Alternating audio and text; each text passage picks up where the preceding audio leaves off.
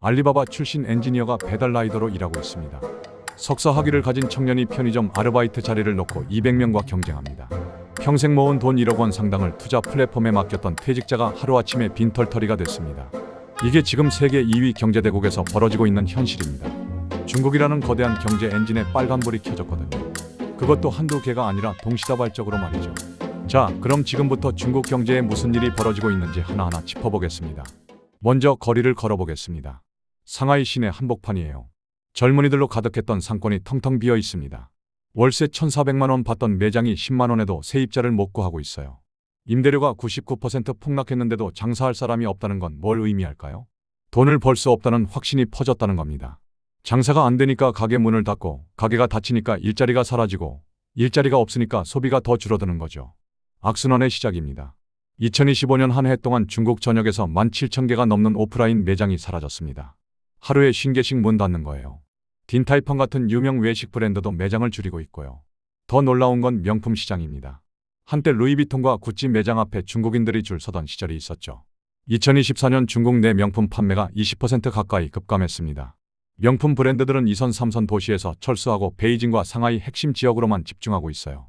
중국인들이 왜 갑자기 지갑을 닫았을까요? 소비 지표를 보면 답이 나옵니다. 2025년 11월 소매 판매 성장률이 1.3%에 그쳤거든요. 코로나 끝난 후 최저치예요. 12월에는 더 떨어져서 0.9%를 기록했습니다. 거의 제로 성장이나 마찬가지죠. 14억 인구의 거대한 소비 시장이라던 중국에서 아무도 물건을 사지 않고 있습니다. 왜 그럴까요? 미래가 불안하니까요. 내일 일자리를 잃을지 모르는 사람이 명품 가방을 살 리 없잖아요. 그리고 실제로 일자리는 사라지고 있습니다. 청년 실업률이 18.9%입니다. 청년 5명 중 1명이 백수라는 뜻이에요. 그런데 이건 공식 통계고요. 베이징 대학교 교수는 실제 청년 실업률이 46.5%에 달할 수 있다고 추정했습니다. 거의 절반이 일자리가 없다는 거죠. 구직을 아예 포기한 청년, 부모 집에 얹혀 사는 캥거루족, 아르바이트로 연명하는 사람들까지 포함하면 말입니다. 2025년 대학 졸업자가 1220만 명입니다. 역대 최다 기록이에요. 매년 1200만 명이 넘는 청년들이 취업 시장에 쏟아지는데 일자리는 오히려 줄고 있거든요. 의자 뺏기 게임의 참가자는 1200만 명인데 의자는 500만 개밖에 없는 셈입니다. 음악이 멈추면 700만 명은 무조건 바닥에 주저앉을 수밖에 없는 구조죠. 그러니까 명문대를 나와도 배달기사 자리를 놓고 경쟁해야 하는 겁니다. 석사와 박사 학위를 가진 배달기사가 뉴스에 나올 정도니까요. 부모 세대는 열심히 공부하면 성공할 수 있다고 말했습니다. 청년들은 그 말을 믿고 열심히 공부했어요. 그런데 졸업장 손에 쥐고 나와보니 갈 곳이 없습니다. 약속이 깨진 거예요. 그래서 청년들 사이에서 두 가지 단어가 유행하고 있습니다. 내권과 탕핑이죠. 내권은 다람쥐 쳇바퀴처럼 끝없이 경쟁하지만 아무도 앞으로 나아가지 못하는 상황을 뜻합니다. 모두가 더 열심히 공부하고 더 오래 일하지만 결과는 똑같거든요. 파이가 커지지 않으니까요. 탕핑은 더 충격적입니다. 글자 그대로 누워버린다는 뜻이에요. 더 이상 무리하지 않겠다, 경쟁에서 빠지겠다는 선언입니다. 결혼 안 하고 집 안 사고 아이 안 낳고 최소한의 돈만 벌면서 살겠다는 거죠. 이게 단순히 게으름일까요? 아닙니다. 일종의 무언의 저항이에요. 시스템이 공정하지 않으니 시스템에 참여하지 않겠다는 겁니다. 아무리 열심히 해도 안 된다는 걸 깨달은 거거든요. 혼인율과 출산율도 역대 최저입니다. 결혼해봤자 아이 낳아봤자 더 힘들어질 뿐이라고 생각하는 청년들이 늘고 있어요. 이건 중국 경제의 미래에 치명적입니다.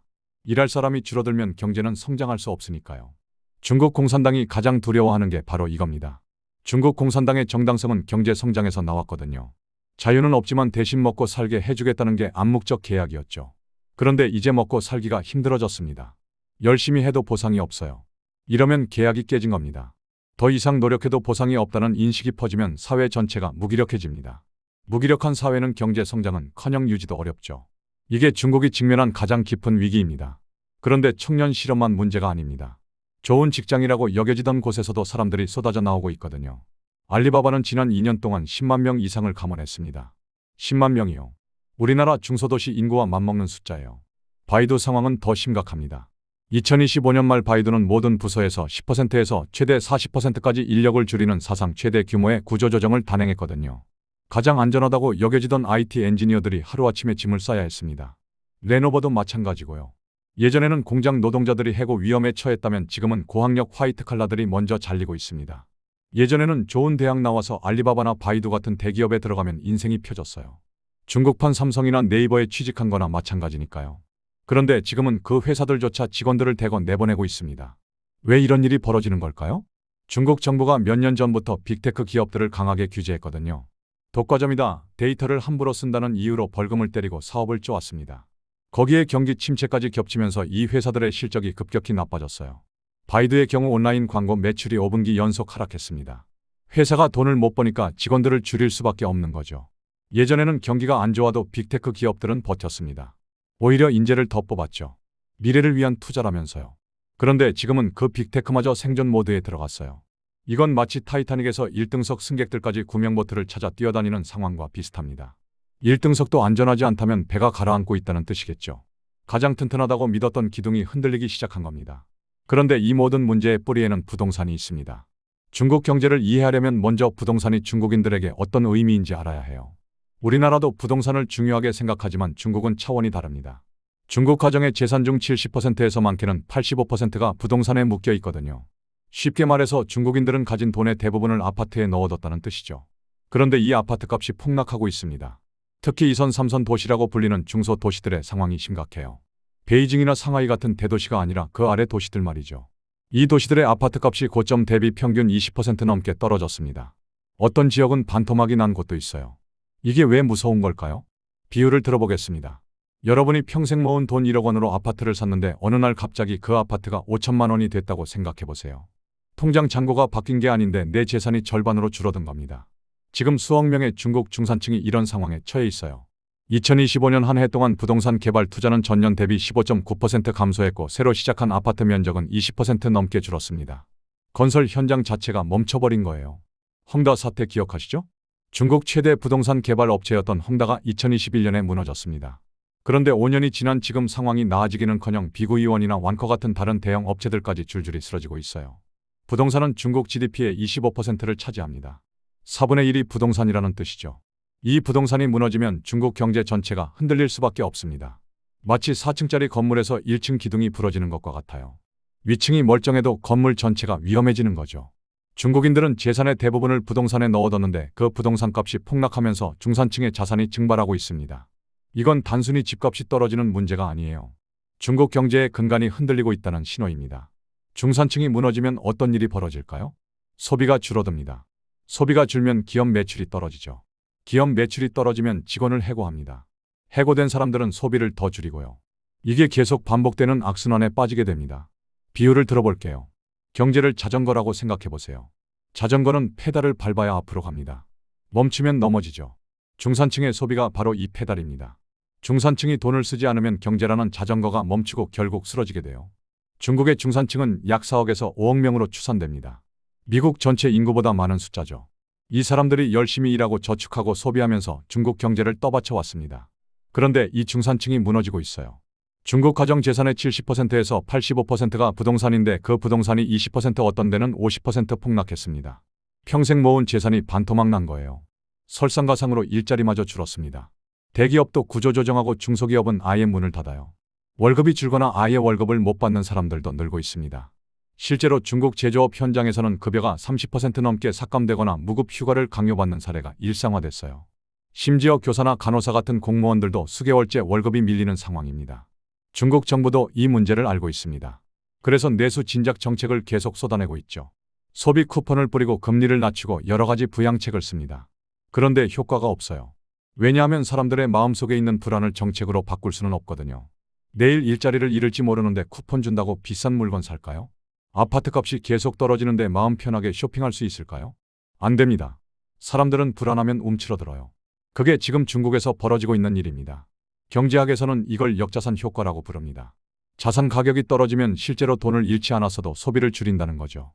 내 아파트가 10억이었을 때랑 5억일 때 같은 월급을 받아도 쓰는 돈이 달라집니다. 마음이 쪼그라드니까요. 그런데 여기서 끝이 아닙니다. 금융 시스템까지 흔들리고 있거든요. 2026년 1월 충격적인 사건이 터졌습니다. JWR이라는 대규모 금거래 플랫폼이 갑자기 무너진 거예요. 고객들이 맡겨둔 돈 100억 위안, 우리 돈으로 약 1조 8천억 원이 증발해버렸습니다. 선전과 광둥성 일대에서 수만 명의 투자자들이 거리로 쏟아져 나왔어요. 평생 모은 노후 자금을 넣어뒀던 사람들이 하루아침에 빈털터리가 된 겁니다. 이게 왜 중요할까요? JWR 사태는 빙산의 일각입니다. 중국에는 이런 비제도권 금융, 그러니까 그림자 금융이라고 불리는 게 아주 많아요. 정식 은행이 아닌데 은행처럼 돈을 굴리는 곳들이죠. 이런 곳들이 줄줄이 무너지면 금융 시스템 전체가 흔들립니다. 지방은행들의 상황도 심각합니다. 중국의 지방 정부들은 주로 땅을 팔아서 돈을 벌었거든요. 그런데 부동산이 무너지면서 땅이 안 팔립니다. 지방 정부에 돈이 없으니 지방 정부가 빌린 돈을 갚지 못해요. 그 돈을 빌려준 지방은행들이 휘청입니다. 실제로 허난성 등에서는 예금 인출이 동결되는 사태가 벌어졌어요. 은행에 가서 내 돈 찾으려고 했더니 안 된다는 겁니다. 이게 바로 뱅크런의 전조 증상이죠. 사람들이 은행을 못 믿으면 너도나도 돈을 빼려고 합니다. 그러면 은행이 진짜로 무너져요. 중국 가계부채도 2024년 말 기준 89조 7천억 위안에 달합니다. 고위험 채무자 비중이 성인 인구의 7%를 넘어섰어요. 빚을 갚기 어려운 사람들이 그만큼 많다는 뜻입니다. 금융위기는 전염성이 있습니다. 한 곳이 무너지면 연결된 다른 곳도 무너져요. 도미노처럼요.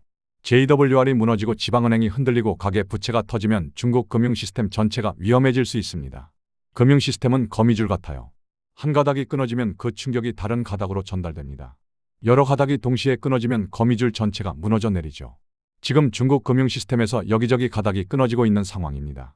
사람들의 신뢰가 무너지고 있어요. 은행을 못 믿고, 정부를 못 믿고, 미래를 못 믿는 겁니다. 신뢰가 무너지면 경제는 작동하지 않습니다. 아무리 좋은 정책을 내놔도 소용없어요. 여기서 역사를 한번 돌아보겠습니다. 사실 이런 상황이 처음은 아니에요. 일본이 1990년대에 비슷한 길을 걸었습니다. 일본도 부동산 버블이 터지면서 잃어버린 30년에 들어갔죠. 자산 가격이 폭락하고 소비가 얼어붙고 청년들이 희망을 잃었어요. 일본에서도 히키코모리나 사토리 세대 같은 현상이 나타났습니다. 지금 중국의 탕핑과 놀랍도록 비슷하죠. 그런데 중국과 일본 사이에는 중요한 차이가 있습니다. 일본이 버블이 터졌을 때 일본은 이미 선진국이었어요. 1인당 GDP가 세계 최고 수준이었죠. 그래서 성장이 멈춰도 어느 정도 버틸 여력이 있었습니다. 중국은 다릅니다. 중국은 아직 선진국이 아니에요. 1인당 GDP가 미국의 6분의 1 수준입니다. 부자가 되기 전에 늙어버리는 거죠. 경제학에서는 이걸 중진국 함정이라고 부릅니다. 개발도상국에서 선진국으로 올라가기 전에 성장이 멈춰버리는 현상이죠. 외부 환경도 녹록지 않습니다. 미국이 중국을 향해 고율 관세를 부과하고 있거든요. 중국의 마지막 생존 수단이었던 수출마저 막히고 있는 겁니다. 내수도 안 되고 수출도 안 되면 중국은 어디서 돈을 벌어야 할까요? 물론 중국에도 희망은 있습니다. 전기차, 배터리, 태양광 같은 신산업에서 중국은 세계 1위예요. 이 분야에서 돌파구를 찾을 수도 있습니다. 중국 정부도 15차 5개년 계획을 통해 고품질 성장을 외치고 있고요. 하지만 문제는 시간입니다. 신산업이 성장하려면 시간이 필요해요. 그런데 부동산 붕괴, 청년 실업, 소비 절벽은 지금 당장 터지고 있는 문제들입니다. 미래의 희망이 현재의 고통을 덮을 수 있을까요? 지금 중국은 배터리가 1% 남은 스마트폰 같습니다. 겉모습은 최신형이고 번쩍번쩍해요. 그런데 충전기가 고장났습니다. 보조 배터리를 연결해봐도 계속 꺼지려고 하죠. 새 충전기가 올 때까지 버틸 수 있을까요? 그게 지금 중국의 상황입니다. 자, 지금까지 중국 경제에 켜진 위험 신호들을 살펴봤습니다. 정리해볼게요. 소비가 죽었습니다. 17,000개 매장 폐쇄, 명품 판매 20% 급감, 중국인들이 지갑을 닫았어요. 청년들이 절망하고 있습니다. 청년 실업률 18.9%, 실제로는 절반에 가까운 청년들이 제대로 된 일자리가 없습니다. 내권과 탕핑, 청년들이 노력을 포기하고 있어요. 빅테크가 무너지고 있습니다. 알리바바 10만 명, 바이두 40% 감원, 가장 안전하다던 IT 일자리마저 사라지고 있죠. 부동산이 폭락했습니다. 중국 경제의 25%를 차지하는 부동산이 무너지면서 중산층 자산이 증발하고 있어요. 중산층이 붕괴되고 있습니다. 재산의 대부분이 묶인 부동산이 폭락하면서 4억 중산층의 삶이 흔들리고 있죠. 금융 시스템이 위험합니다. JWR 플랫폼 1조 8천억 원 증발, 지방은행 뱅크런 조짐, 금융의 신뢰가 무너지고 있어요. 이게 전부 동시에 일어나고 있다는 게 무서운 겁니다. 하나만 있어도 심각한 문제인데 전부가 한꺼번에 터지고 있어요. 게다가 이것들이 서로 연결되어 있습니다. 부동산이 무너지니까 중산층이 무너지고, 중산층이 무너지니까 소비가 줄고, 소비가 줄으니까 기업이 해고하고, 해고되니까 청년들이 절망해요. 악순환이 돌고 있는 겁니다. 그러면 우리는 이 상황을 어떻게 봐야 할까요? 중국 정부 말대로 이게 성장통일 수도 있습니다. 고속 성장에서 고품질 성장으로 넘어가는 과정에서 생기는 일시적인 어려움일 수도 있죠. 하지만 실제 데이터와 현장의 목소리는 다른 이야기를 하고 있어요. 부동산 가격은 계속 떨어지고 있고, 민간 기업들은 투자를 꺼리고 있으며 청년들은 희망을 잃어가고 있습니다. 이건 인위적인 부양책으로 해결할 수 있는 범위를 넘어선 것 같아요. 우리나라 입장에서도 남의 일이 아닙니다. 중국은 우리나라 최대 교역국이거든요. 중국 경제가 무너지면 우리 수출도 타격을 받습니다.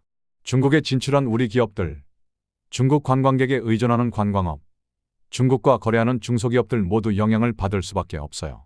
그래서 중국 경제 상황을 계속 지켜볼 필요가 있습니다. 여기 몇 가지 지표를 눈여겨보시면 좋겠어요. 청년 실업률입니다. 지금 18.9%인데 이게 20%를 넘어가면 사회적 불안이 더 커질 수 있어요. 청년 5명 중 1명 이상이 백수라는 뜻이니까요. 부동산 가격 추이도 중요합니다. 지금도 하락 중인데 하락 속도가 빨라지는지 안정되는지를 봐야 해요. 특히 일선 도시인 베이징과 상하이의 가격이 버티고 있는지가 중요합니다. 여기마저 무너지면 진짜 심각한 거예요. 소비 지표도 체크해야 합니다. 소매 판매 성장률이 마이너스로 돌아서면 경기 침체가 본격화됐다는 신호거든요. 금융권 뉴스도 주목해야 해요. 지방은행 부실, 예금 인출 동결, 투자 플랫폼 붕괴 같은 뉴스가 연이어 터지면 금융위기가 현실화되고 있다는 뜻입니다. 이런 지표들을 체크하면서 상황을 지켜보시면 중국 경제가 어디로 가고 있는지 흐름을 파악하실 수 있을 거예요. 2026년은 중국에게 운명의 해가 될 것 같습니다. 15차 5개년 계획이 시작되는 첫 해이기도 하고 그동안 쌓여왔던 문제들이 한꺼번에 터지고 있는 시점이기도 해요. 중국이 이 위기를 극복하고 다시 성장 궤도에 오를 수 있을지 아니면 일본처럼 장기 침체에 빠질지 올해가 그 분기점이 될 겁니다. 건 지금 중국에서 벌어지고 있는 일이 단순한 경기 침체가 아니라는 거예요. 경제의 근간이 흔들리고 사회의 신뢰가 무너지고 청년들의 희망이 사라지고 있습니다. 이건 구조적인 변화예요. 그리고 그 변화의 결과는 중국만의 문제가 아니라 우리 모두에게 영향을 미치게 될 겁니다. 여러분은 중국 경제 상황을 어떻게 보고 계신가요? 정말 무너질 거라고 생각하시나요? 아니면 중국 정부가 어떻게든 극복할 거라고 보시나요? 댓글로 의견 나눠주시면 감사하겠습니다. 오늘 영상은 여기까지입니다. 긴 영상 시청해주셔서 감사합니다. 구독과 좋아요 한 번씩만 눌러주시면 정말 큰 도움이 됩니다.